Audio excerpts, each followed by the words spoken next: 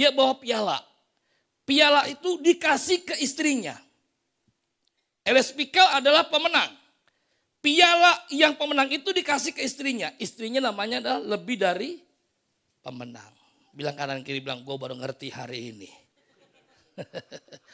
Saudara tahu Yesus sudah memberikan kemenangan buat kita. Katakan amin. Berarti kita harus mengalami janji Tuhan. Ya, makanya malam ini kita bicara tentang iman dan tindakan. Ya, kita buka Yakobus pasal 2 ayat yang ke-17.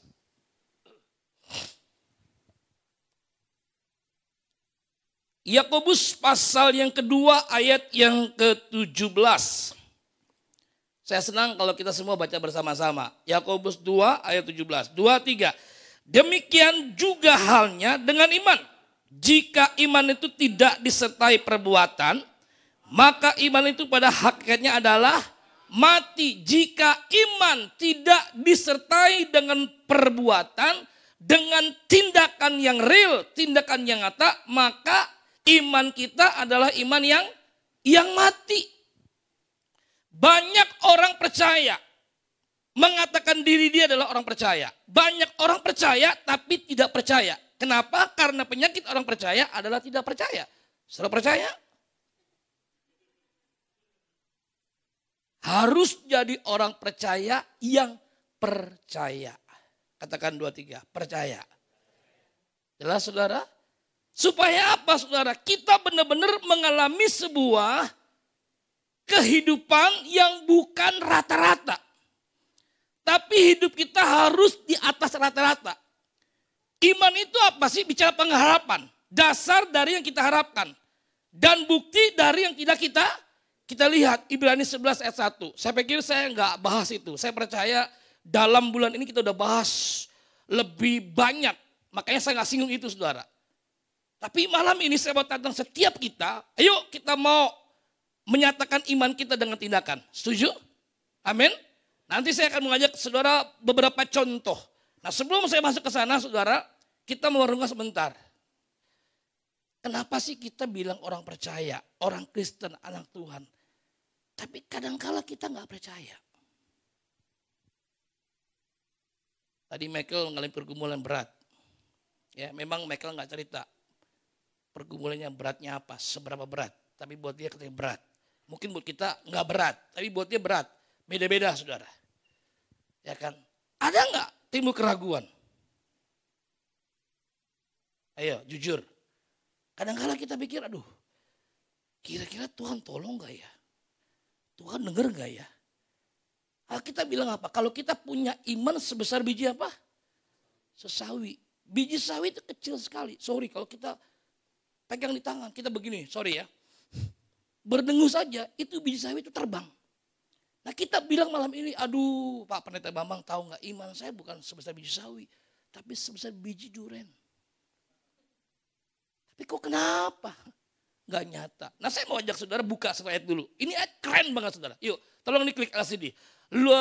Keluaran 14 ayat 22. Oh ya, LCD di belakang itu ya. Belakang ya? Betul. Oke. Saya nyari di atas, pikir di atas. Ya, kalau di atas kan gampang deket capture-nya saudara. Keluaran 14 ayat 22. Semua baca, 2, 3. Demikianlah orang Israel berjalan dari tengah-tengah laut di tempat kering. Sedang di kiri dan di kanan mereka air itu sebagai tembok bagi mereka. Katakan amin. Keren gak ayat ini? Ini bukan dongeng loh Bapak Ibu Saudara. Ini sebuah fakta, sebuah real. Sebuah kejadian di mana bangsa Israel Bapak Ibu Saudara, dia nggak bisa lagi bikin apa. No choice, tidak ada pilihan. Kalau dia tidak menyeberang Laut Merah, Laut Kosong, Laut Teberau, dia akan mati. Setuju nggak kira-kira? Kenapa? Di belakang mereka tentara Mesir, tentara Firaun dengan kereta kuda. Berarti mereka nggak punya pilihan. Nah ini saya kasih tahu begini saudara. Kita mesti percaya Tuhan kita. Yang kita percaya, yang kita yakin di dalam Yesus adalah Tuhan yang tidak pernah bikin kita malu. Michael, mantap Michael. Kalau mau berita tentang fakta iman, aduh Saya adalah orang yang paling sangat excited. Orang yang sangat bergairah. Orang yang sangat antusias. Kenapa? Karena hari-hari saya sampai malam hari ini bukan karena saya melihat, tapi karena percaya. Karena mujizat Tuhan. Yang setuju tepuk tangan dulu buat Allah kita. Nah, kita masuk di poin pembuka. Belum poin yang sebenarnya. Poin pembuka dulu saudara, kita lihat. Iman itu timbul dari mana? Nah, ini kita perlu pelajari. Kadang-kala kita yang berkata kita punya iman. Tapi kadang-kala ketika kita punya persoalan masalah kita gak berani bertindak. Halo? Kita bilang kita orang percaya. Punya iman. Tapi ketika ada persoalan masalah. Kita langsung down. Langsung gemeter. Langsung gentar. Langsung bingung. Nih terutama saudara yang belum menikah. Yang belum punya pasangan.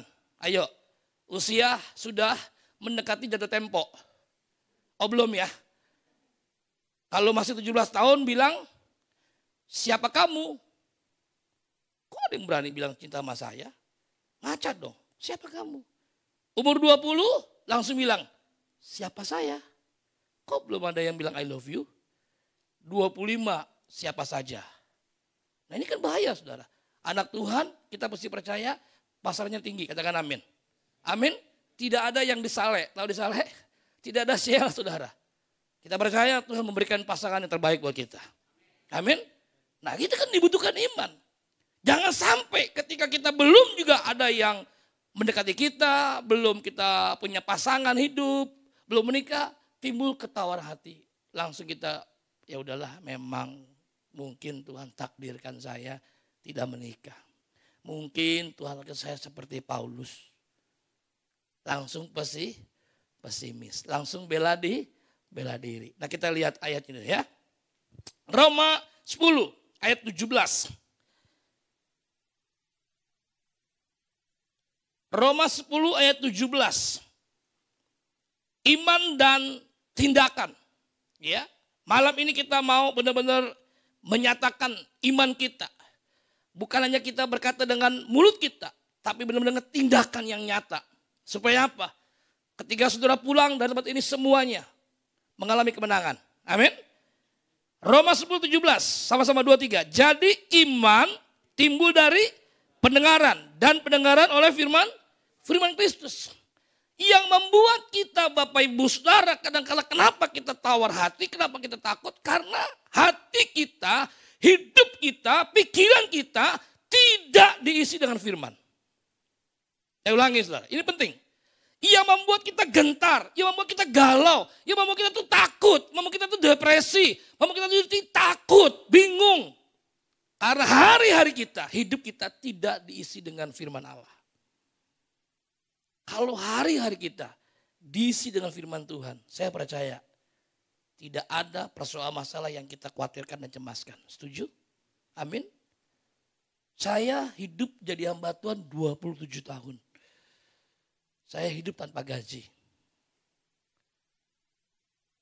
Kerjaannya apa? Simatupang. Siang malam tunggu panggilan. Keren ya.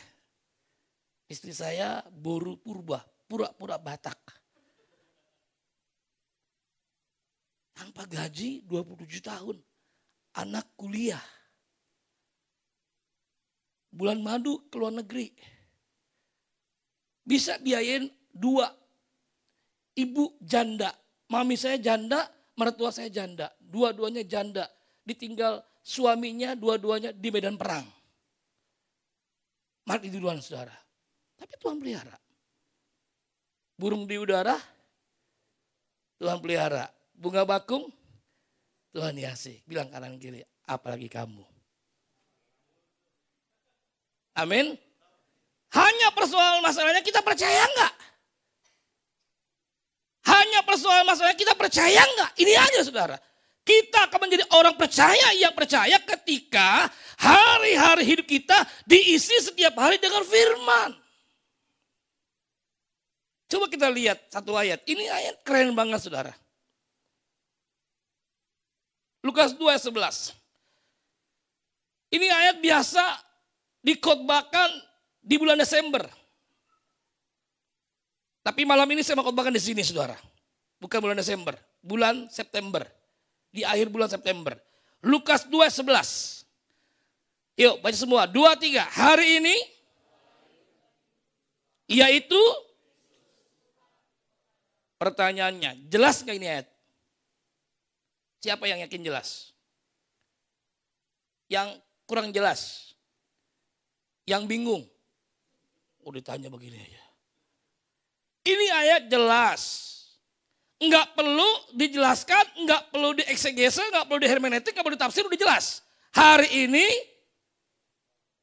telah lahir bagimu juru selamat, yaitu Kristus di kota Daud. Pertanyaannya, kapan Yesus lahir?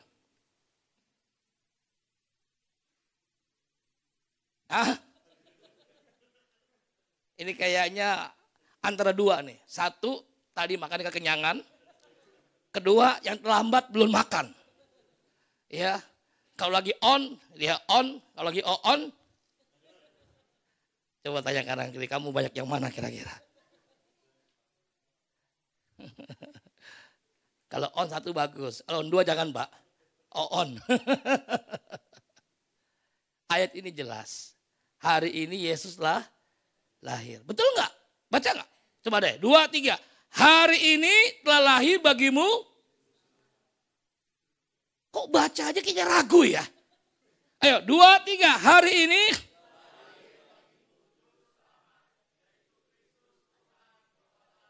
Apa artinya hari ini? Apa artinya hari ini? Itu arti atau sinonim? Ini makin bingung saudara. Hari ini artinya adalah hari ini. Amin. Loh kok bingung saudara? Ya hari ini ya ini sekarang. Kapan Yesus lahir? Siapa yang percaya yakin Yesus lahir hari ini? Angkat tangan. Cuma 2 orang yang angkat tangan. Aduh sedih banget lu kasihan. Serius. Saudara percaya firman Tuhan ini? Amin. Pertanyaannya, kapan Yesus lahir? Jawabnya kok ragu ya. Kapan Yesus lahir? Hari ini. Siapa yang percaya Yesus lahir hari ini? Angkat tangan tinggi-tinggi. Ayo ucapin selamat hari Natal. Halo. Pertanyaannya, kenapa bunyinya ayat itu hari ini? Kenapa nggak dikatakan 2000 tahun yang lalu? Bapak Ibu tahu nggak? Bicara mengenai Kristus itu adalah firman. Halo? Jelas? Yohanes 1:1. Pada mulanya firman itu bersama dengan Allah. Firman itu adalah Allah sendiri. Ayat ke-14 bahwa firman itu telah menjadi manusia dan tinggal di antara kita. Artinya begini Bapak Ibu Saudara. Kalau kita mau punya iman yang kokoh, yang kuat, yang teguh. Kita mau bertindak dalam hidup ini. Artinya hati kita, hidup kita, pikiran kita seluruh tiap hari harus diisi dengan firman. Makanya kita pasti punya iman yang gak ragu. Pasti iman kita akan bertindak. Katakan 2, 3. Iman yang bertindak. Iman yang bertindak itu adalah iman yang real, yang nyata. Yang kita berkata, Yesus itu hidup, Yesus itu berkuasa. Itu di situ kelihatan. Tuh, ketika mereka berjalan di atas air. Mereka berjalan di tengah-tengah laut, di tempat yang kering. Kanan kiri tembok, air menjadi tembok. Keren gak kira-kira? Kalau kita baca dalam Injil Lukas, saudara. Ketika Simon Petrus berjalan di atas air, dia memandang Yesus. Betul? Setuju kira-kira? Berjalan gak cair? Berjalan. Tapi ketika dia tidak lagi fokus sama Yesus, tenggelam gak? Tenggelam. Jadi kita sebagai orang-orang muda malam hari ini, selama kita izinkan itu firman ada dalam hati pikiran kita gak akan pernah goyang. Amin.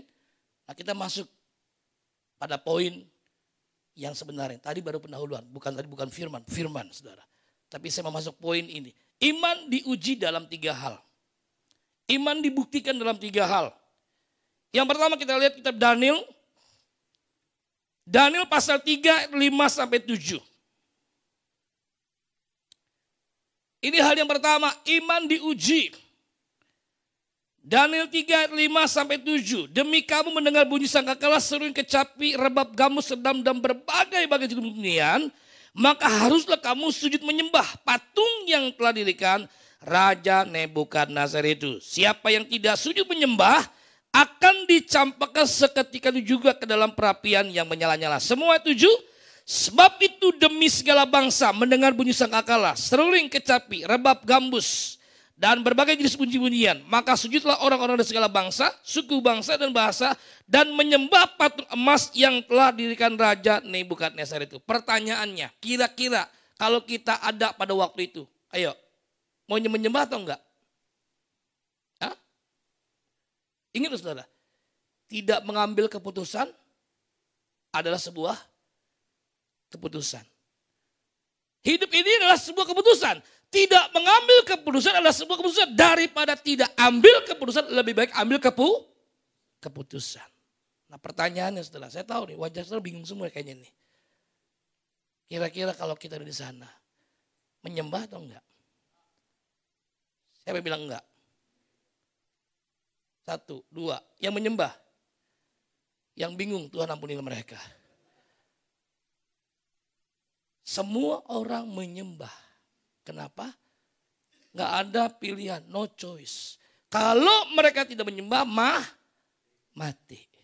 Semua menyembah, tapi kita lihat ada 3 pemuda yang tidak menyembah. Kita lihat coba ayatnya. Ayat 12. Ada beberapa orang Yahudi, dan 3. Yang kepada mereka Tuanku berikan pemerintahan atas wilayah Babel, yakni Sadrak Mesak Abednego. Orang-orang yang tidak mengindahkan titah Tuanku, ia raja. Mereka tidak memuja dewa Tuanku dan tidak menyembah patung emas yang telah Tuanku dirikan. Semua orang menyembah, tapi ketiga pemuda ini tidak sujud menyembah. Ini bukan sebuah tindakan nekat, tapi sebuah tindakan iman. Kalau mereka menyembah berarti mereka kompromi. Enggak ada pilihan. Menyembah atau tidak. Enggak ada, bingung saudara. Bilang kanan kiri, bilang jangan bingung wajah lo. Enggak ada pilihan. Menyembah atau tidak menyembah. Semua orang menyembah, tapi Sadrak Mesak Abednego tidak menyembah. Dan sikap ketiga pemuda Ibrani inilah ia membuat Raja Nebukadnezar itu murka. Coba lihat ayat selanjutnya. Ayat 13. Sesudah itu Nebukadnezar memerintahkan dalam marahnya dan geramnya untuk membawa Sadrak Mesak Abednego menghadap. Setelah orang-orang itu dibawa menghadap raja, berkatalah Nebukadnezar kepada mereka, apakah benar, hai Sadrak Mesak Abednego, bahwa kamu tidak memuja dewa Tuanku dan tidak menyembah patung emas yang kudirikan itu? Sekarang jika kamu bersedia, demi kamu mendengar bunyi sangkakala, seruling kapi, rebab gambus, sedam, dan berbagai jenis bunyi-bunyian, sujudlah menyembah patung yang kubuat. Tetapi jika kamu tidak menyembah, kamu tidak akan dicampakkan seketika juga ke dalam perapian yang menyala-nyala. Dan dewa manakah yang dapat melepaskan kamu dari dalam tanganku? Dengan sombongnya Nebukadnezar berkata, siapa yang berani membebaskan kamu? Apa jawab Sadrak Mesak Abednego? Lihat ayat ke-16. Lalu Sadrak Mesak Abednego menjawab Raja Nebukadnezar, tidak ada gunanya kami memberi jawab kepada Tuanku dalam hal ini. Pertanyaan kira-kira jawabannya sopan enggak? Ya? Sangat tidak sopan. Mereka bicara sama siapa? Sama raja. Mereka bilang gak ada gunanya kami memberi jawab. Nah saudara, lihat saudara, ayat yang berikutnya. 19. Maka meluaplah kegeraman Nebukadnezar, air mukanya berubah terhadap Sadrak Mesak Abednego. Lalu diberitakannya supaya perapian itu dibuatnya 7 kali lebih panas dari yang biasa. Raja Nebukadnezar, saya suka bilang nih bukan Raja Nebukadnezar, namanya Raja Nekat. Kenapa saya bilang begitu saudara? Karena dia berani paksa orang untuk sujud menyembah pada patungnya. Dia murka, dia marah, perapian itu dipanaskan begitu panas. Anggap aja biasa, contoh 1000 derajat. Kalau dia murka menjadi apa? 7.000 derajat panasnya saudara. Nah kalau kita baca ayat selanjutnya saudara. Orang-orang bodyguardnya Raja Nebukadnezar itu membawa Sadrak Mesak Abednego ke dapur api. Mereka semua mati kepanasan. Tapi yang masuk ke dapur api tidak mati. Jangankan mati. Sehelai rambut gosong pun tidak. Berikan tepuk tangan buat Allah kita. Iman diuji yang pertama. Di dalam situasi kondisi keadaan. Mungkin hari-hari ini situasi kondisimu gak memungkinkan. Seperti tadi mereka cerita. Saya percaya Michael gak janji sama saya. Saya kenal pun gak sama Michael. Michael pernah kenal pada saya? Enggak. Maka ketika dia maju kesaksian, saya bilang Tuhan terima kasih. Karena kesaksian dia mendukung khotbah saya. Mungkin hari ini bukan hanya Michael yang sedang berkata, aduh Tuhan, situasinya, kondisinya, keadaan gak memungkinkan Tuhan. Pertanyaan, kita percaya gak? Yesus berkuasa. Yesus berdaulat. Dia mampu. Dia sanggup. Amin. Orang boleh angkat tangan. Tuhan turun tangan.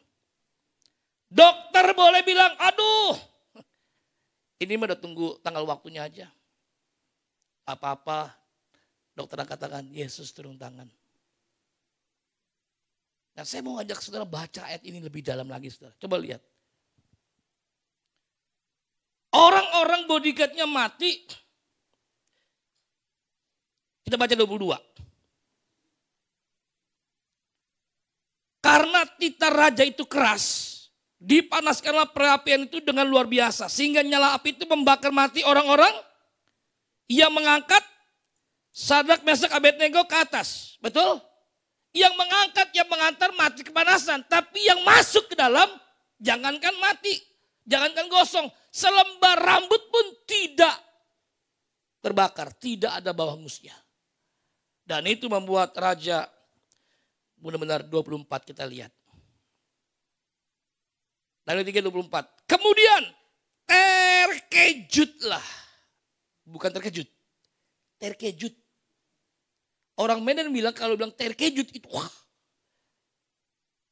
Raja dibuat terkejut kenapa saudara?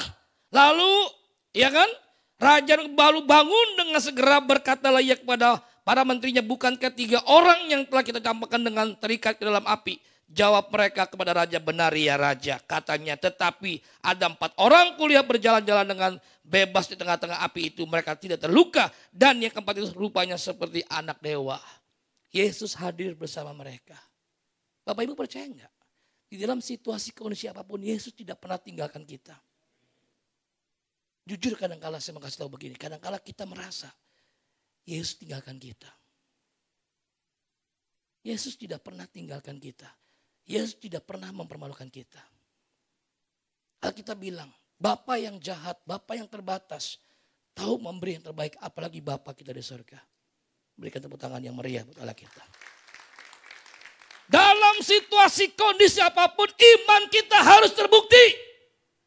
Real, nyata, harus bertindak supaya apa? Nyata. Saya percaya Bapak Ibu Saudara, kalau Sadrak Mesak Abednego dia sujud menyembah, artinya saudara dia nggak melihat dan mengalami Yesus itu hidup. Halo? Betul nggak? Dan ayat 28, 29, 30 nggak digenapi dalam kehidupan dia. Coba kita lihat. Ayat 28. Berkatalah Nebukadnezar, terpujilah Allahnya Sadrak Mesak Abednego. Wow, siapa yang muji? Raja Nebukadnezar. Tadi dia begitu marah. Sekarang ketika dia lihat saudara mujizat terjadi, dia lihat bodyguardnya mati, tapi orang yang masuk ke dapur api nggak mati, dia terkejut. Berarti ini keren banget nih. Allahnya Sadrak Mesak Abednego itu luar biasa. Maka dia berkata di 28, terpujilah Allahnya Sadrak Mesak Abednego, ia telah mengutus malaikatnya, melepaskan hamba-hambanya, telah menaruh percaya kepadanya, melanggar tidak raja, dia sendiri yang bilang. Dan yang menyerahkan tubuh mereka, karena mereka tidak mau memuja dan menyembah Allah manapun kecuali Allah mereka. Setelah itu, sebab itu aku mengeluarkan perintah bahwa setiap orang dari bangsa, suku bangsa atau bahasa manapun ia yang mengucapkan penghinaan terhadap Allah yang Sadrak Mesak Abednego akan dipenggal-penggal. Rumahnya akan dirobohkan menjadi timbunan puing karena tidak ada Allah lain. Siapa yang ngomong? Raja Nebukadnezar. yang dapat melepaskan secara demikian itu. Ayat terakhir. Ayat 30. Semua. Lalu raja memberikan kedudukan tinggi kepada apa? Sadrak, Mesak, Abednego di wilayah Babel. Masuk akal enggak? Logis enggak? Enggak. Itulah iman. Iman pertama diuji lewat situasi kondisi. Tapi kita tetap percaya. Itu kuncinya. Bagian kita percaya. Jangan batasi Tuhan bekerja dalam hidup kita. Bagian kita adalah percaya. Katakan 2, 3 percaya. Coel kanan kiri bilang percaya.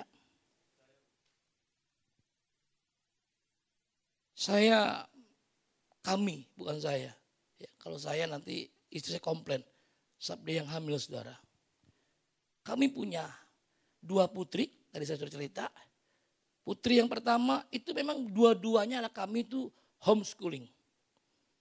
Ya, dua-duanya homeschooling. Dari sejak SMP dia homeschooling. Ya, kami punya alasan kenapa homeschooling. Saya nggak bahas di sini, saudara, karena waktunya.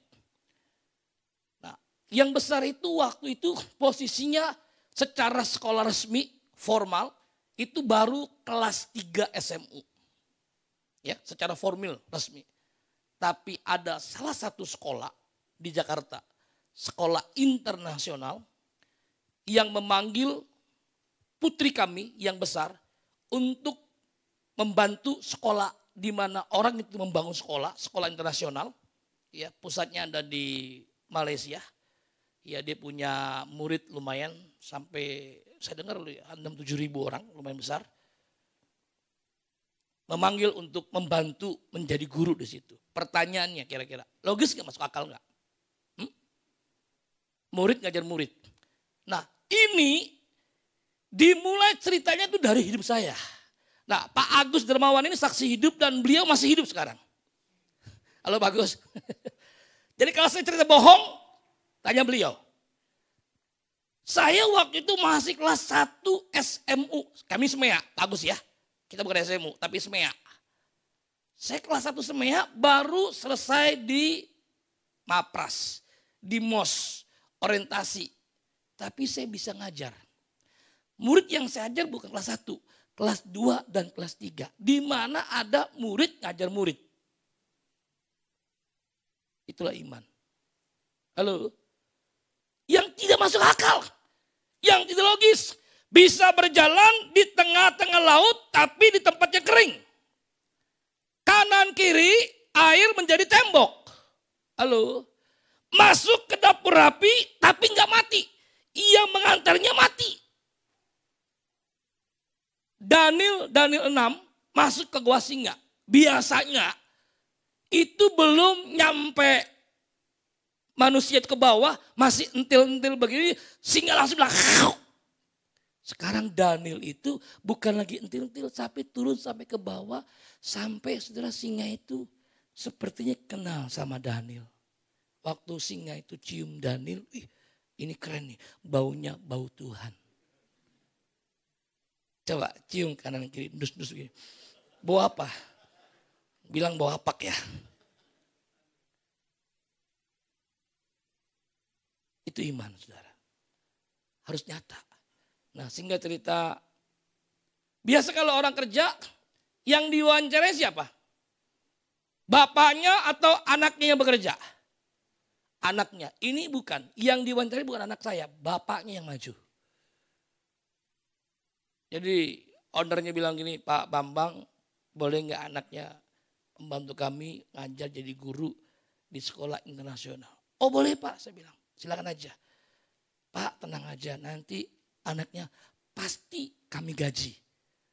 Terus saya bilang begini, Pak boleh nggak saya tahu gajinya berapa? Ini wajahmu menghakimi saya semua nih kayaknya nih.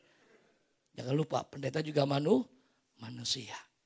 Saya tanya Pak berapa gajinya? Disebutin nominalnya. Lumayan besar. Tapi saya pura-pura ngitung saudara. Saya diem. Orangnya bilang gini. Pak kalau memang gajinya kurang gede kasih tahu aja. Saya bilang terima kasih. Dia tahu yang kau mau. Saya kasih tahu hampir 2 kali lipat dari ucapan dia. Saya bilang sekian Pak. Itu owner bilang salaman Pak. Oke deal. Tepuk tangan buat Tuhan. Amin. Lihat saudara. Sadrak, Mesak, Abednego itu di Babel bukan orang hebat, bukan orang penting. Gara-gara masuk dapur api nggak mati, akhirnya apa saudara? Diangkat, punya kedudukan, punya jabatan. Halo? Mungkin kau nggak diperhitungkan, nggak dianggap, tenang aja. Tapi kau punya iman Yesus yang besar. Halo? Amin? Yang pertama, iman diuji lewat situasi, kondisi, keadaan. Yang kedua kita lihat.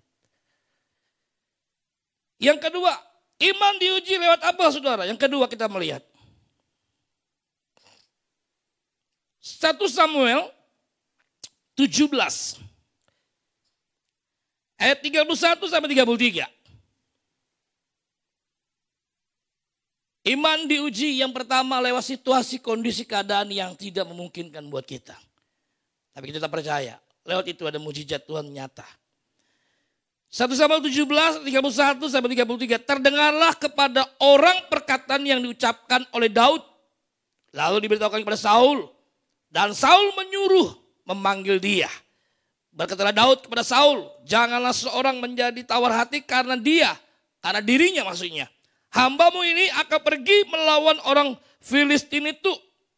Tetapi Saul berkata kepada Daud, tidak mungkin engkau dapat menghadapi orang Filistin itu untuk melawan dia. Sebab engkau masih muda.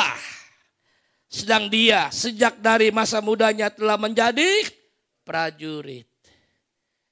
Yang kedua, iman diuji lewat perkataan. Daud, Saul bilang apa? Gak mungkin. Mustahil. Impossible. Buat orang yang percaya, maybe. Halo? Amin? Semua mungkin. Amin? Sekalipun faktanya nggak mungkin, kita percaya itu pasti mungkin. Anak kami yang besar itu, putri kami namanya Miracle. Kenapa namanya Miracle? Karena waktu mamanya, bukan saya yang hamil saudara, mamanya istri saya hamil 3 bulan. Nah ini yang tahu pasti yang jawab ada ibu-ibu. Mana ibu-ibu yang udah menikah? Coba angkat tangan. 1, anak berapa bu? 2, baru 2 ya. Bapak mau 5 ya? Oh enggak. Biasa bu, kalau hamil 3 bulan, ada kehamilannya, tapi enggak ada babynya, janinnya. Itu namanya hamil apa bu? Anggur. Yang kedua bu, hamil anggur betul. Yang kedua, hamil di luar kandungan. Anak kami Miracle itu ngalami kayak begitu. Makanya namanya Miracle. Waktu bulan keempat, waktu mau di-scan di USG oleh dokter. Saya bilang begini, Dek, kalau kamu mau main tak kumpet sama Dedi, jangan sekarang sayang. Tunjukkanlah dirimu. Bulan keempat, waktu di USG sama dokter, dokternya hampir pingsan. Dia melihat babynya besar, luar biasa. Kok diem tepuk tangan? Ini wajahmu kayaknya wajah gak percaya nih. Buat orang percaya anak Tuhan ngalami mujizat itu biasa. Setuju? Amin. Karena memang hidup kita, hari-hari kita adalah hari-hari mujizat. Kami punya anak yang besar itu Miracle, masuk Ukrida. Psikologi dia dapat beasiswa. Dan memang kita harus alami itu semua. Meskipun orang berkata nggak mungkin. Mustahil. Lihat tuh. Waktu Daud bilang, jangan sampai ada yang takut, gentar, tawar hati karena saya. Saul bilang, ya ini bocah, masih ingusan. Daud itu kecil, pendek. Saul itu tinggi besar. Dan memang Golit lebih besar lagi saudara. Saking gak percayanya Saul dengan Daud, Alkitab bilang apa? Baju perangnya Saul dipakein ke Daud. Alkitab bilang apa? Jangankan berjalan, bergerak aja nggak bisa. Kenapa? Keberatan. Akhirnya apa? Daud lepas itu baju. Dia cuma nyanyi, Goliat datang dengan membawa pedang, Daud datang demi nama Tuhan. Amin. Diayunkan pengalih-alihnya, tas. Goliat mati. Bersorak-dori. Amin. Ada seorang teolog menerjemahkan. Teolog itu namanya adalah Pendeta Bambang Irawan. Biar supaya saudara nggak bertanya-tanya. Ketika itu batu dilemparkan Daud ke jidatnya Goliat. Goliat itu pakai baju perang nggak? Jelas pakai baju perang, pakai ketopong, pakai baju ini mukanya semua lengkap. Berapa besar batu Daud? Makin besar Daud batunya, Daud nggak akan ngangkat. Setuju? Makin kecil itu batu kena jidatnya, masa sih mati? Halo? Masuk akal nggak? Enggak masuk akal. Berapa besarnya itu batu? Tapi ketika itu batu terbang, tangan Tuhan yang besar menangkap itu batu dan menghantam. Langsung Goliat terkapar jatuh. Bukan yang terkapar jatuh, tapi langsung innalillahi wa inna ilaihi raji'un. Jelas Bapak Ibu? Amin. Keren gak lah kita? Bilang kanan kiri, ini waktunya imanmu bertindak. Kita rindu saudara nanti bulan Oktober. Semua memberi kesaksian tentang iman yang luar biasa. 2 orang yang bilang amin, yang lain masih aman. Amin? Iya. Tadi maka saya bilang kan, siapa di sini yang tidak punya masalah? Berarti semua punya masalah. Punya persoalan. Hanya masalahnya saya dan saudara berbeda. Saudara dan saudara berbeda. Betul? Iya. Dan tadi saya bilang siapa yang mau hidup tanpa masalah. Ada beberapa orang yang angkat. Saya kasih tahu mimpi kali ya. Cuma yang ketiga saya nggak bilang di sini siapa pemut masalah. Itu aja saya nggak bilang saudara. Karena wajahmu sudah terintimidasi saudara. Yang kedua iman diuji lewat perkataan. Makanya kita perlu ucapkan perkataan firman. Halo? Katakan aku percaya. Mujizat terjadi. Aku percaya. Aku akan terus naik. Bukan turun. Aku percaya. Aku jadi kepala. Bukan jadi ekor. Aku percaya. Tuhan buat semuanya. Indah pada waktunya. Tepuk tangan yang paling keras pada kita. Wow! Amin. Sekalipun orang bilang gak mungkin. Mustahil. Bagi Tuhan. Bagi kita orang yang percaya. Gak ada perkara yang mustahil. Lihat saudara. Akhirnya. Saul harus mengakui. Daud itu hebat. Harus mengakui. Dia pulang dengan bangga. Kenapa saudara? Karena raja. Goliatnya orang Filistin mati. Tapi lagu itu membuat membuat Saul jadi tersinggung. Saul mengalahkan beribu-ribu. Betul? Tapi Daud mengalahkan berlaksa-laksa. Lagu itu membuat Saul jadi galau hatinya. Dia iri, dia mau bunuh Daud. Gara-gara Daud. Makanya saya jadi gak dianggap, gak dipandang oleh rakyatku sendiri. Semua orang nyanyi, wah hebat.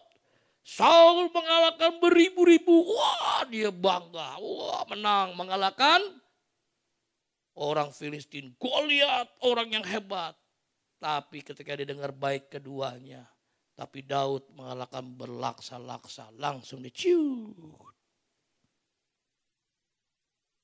Ayo, Bapak Ibu Saudara kita yang hadir malam hari ini. Perkatakan firman Allah. Sehingga ketika orang berkata gak mungkin lah. Ya, wajah lu aja gue lihat aduh casingnya wajah orang susah. Mana mungkin lu bisa jadi orang kaya. Coba dari sini jujur. Yang mau kaya angkat tangan tinggi-tinggi. Saya doain karena saya kaya saudara. Apa saudara gak kaya saudara? Ya, angkat tangan tinggi-tinggi dong. Jangan setengah-setengah. Yang mau kaya. Tanya kanan kiri mau kaya apa.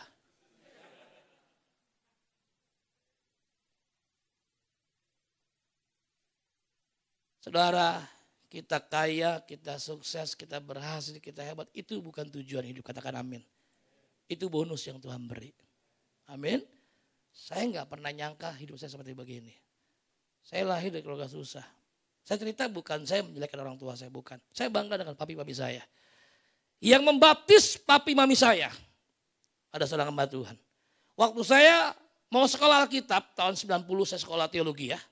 Di Petamburan saudara. Papi saya menentang keras saya jadi hamba Tuhan. Dia bilang begini, kalau lu jadi pendeta, nanti lu mau makan apa?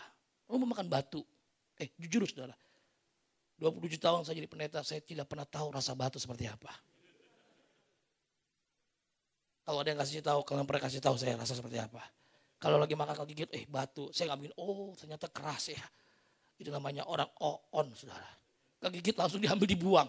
Nggak mungkin dinikmati saudara. Batu alot ya. Kami tidak punya keturunan keluarga pendeta. Gak ada. Makanya ketika saya menjadi hamba Tuhan pendeta, papi saya menentang. Kenapa? Pertama, saya anak pertama. Anak paling besar. Kedua, dari urutan Tionghoa, saya adalah cucu dalam. Cucu yang paling besar. Yang paling dihormati. Itu yang pegang panji-panji kalau ada kematian. Jadi papi saya bilang gak mungkin lah kamu jadi pendeta. Saya menjadi pendeta, jadi hamba Tuhan. Papi saya bukan orang percaya. Seorang hamba Tuhan membaptis papi mami saya. Dengar dengan baik siapa namanya. Adalah pendeta Bambang Irawan. Tuh kan lu gak percaya lagi. Tepuk tangan buat Tuhan. Amin. Bagi Tuhan gak ada perkara yang mustahil. Saya bilang begini buat Tuhan. Tuhan kau boleh pakai saya hebat. Khotbah keliling Indonesia, keliling dunia. Tapi kalau papi mami saya, keluarga besar saya mati tanpa keselamatan semua. Nothing. Gak ada artinya. Makanya ketika papi saya minta dibaptis, mami saya minta dibaptis. Bukan tidak ada pendeta. Pendeta banyak di Jakarta. Tapi karena mereka minta. Saya baptis papi saya umur 70 tahun. Saya bersyukur dan anugerah Tuhan. Mereka kalau bicara mengenai iman. Saya begitu percaya saudara.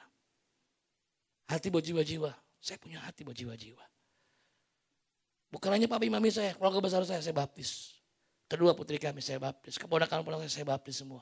Bukan karena saya pendeta, tapi mereka yang minta. Saya yang baptis, saudara. Yang kedua, saudara. Iman diuji lewat perkataan. Makanya kita harus isi hati kita bikin hidup dengan firman Allah. Amin. Supaya kita berkata dengan iman. Nggak mungkin, saya percaya mungkin. Ini mah nggak mungkin. Lahir ini nyungsang. Nggak mungkin lah. Pasti.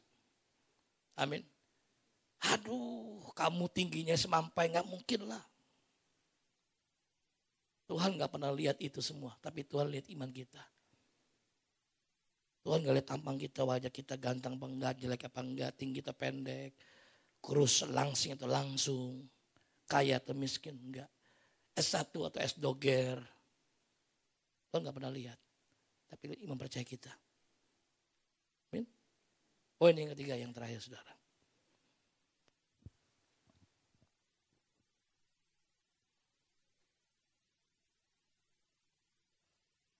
Dua Raja-Raja 4, ayat yang pertama sampai dengan ke-6.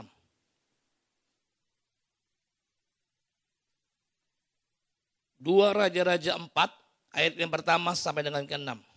Minyak seorang janda, salah seorang dari istri-istri para nabi, mengadukan halnya kepada Elisa sambil berseru, hambamu suamiku sudah mati, dan kau ini tahu bahwa hambamu itu takut akan Tuhan.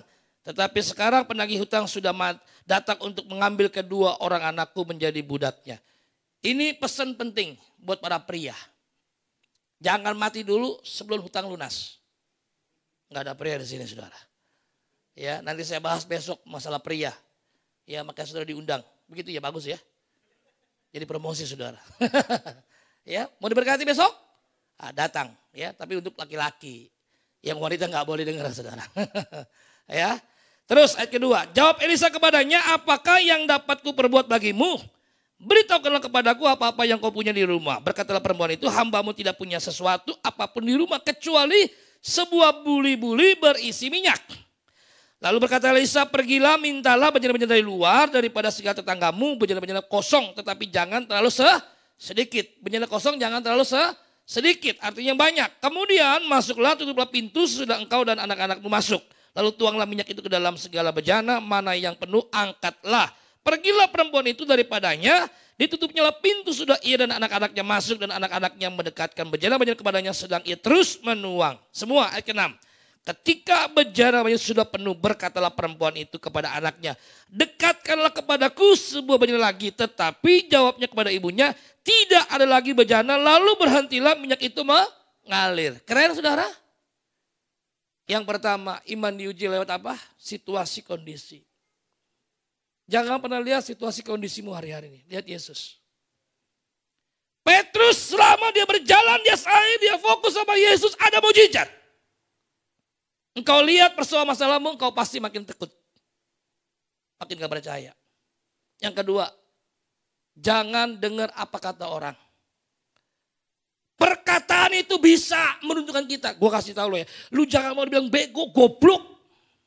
Oh bahaya loh saudara, udah bego, goblok lagi. Orang ngomong apa tentang kita gak pusing. Tapi kita percaya apa kata firman. Amin. Yang ketiga, iman diuji lewat perbuatan. Ini harus ditindakin. Saudara lihat, janda ini kalau dia gak bertindak, ada gak mujizat? Dia datang kepada Elisa. Tuhan tolong. Suami saya mati, tapi tinggalin utang.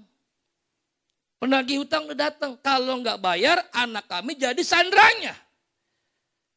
Saya mesti buat apa? Elisa tanya, kamu punya apa? Gak punya apa-apa. Cuman punya buli-buli berisi minyak sedikit, buli-buli. Bukan gentong, bukan drum yang besar. Lalu saya bilang apa? Sekarang kamu sama anakmu keluar, pinjam bejana-bejana tempat minyak ke tetanggamu, tapi jangan terlalu sedikit. Setelah itu tutup pintu, tuanglah buli-buli yang berisi minyak ke setiap bejana yang kosong. Dia praktek nggak? Praktek nggak?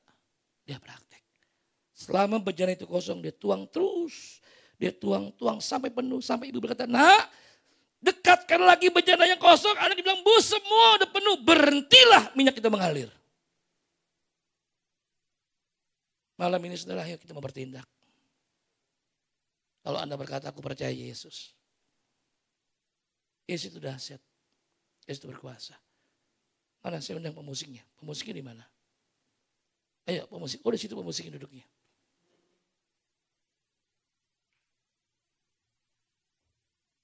Izinkan malam hari ini saudara lakukan sesuatu buat kita. Main di G. Terima kasih Tuhan Yesus.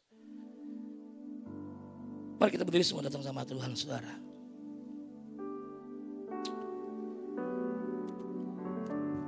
Terima kasih.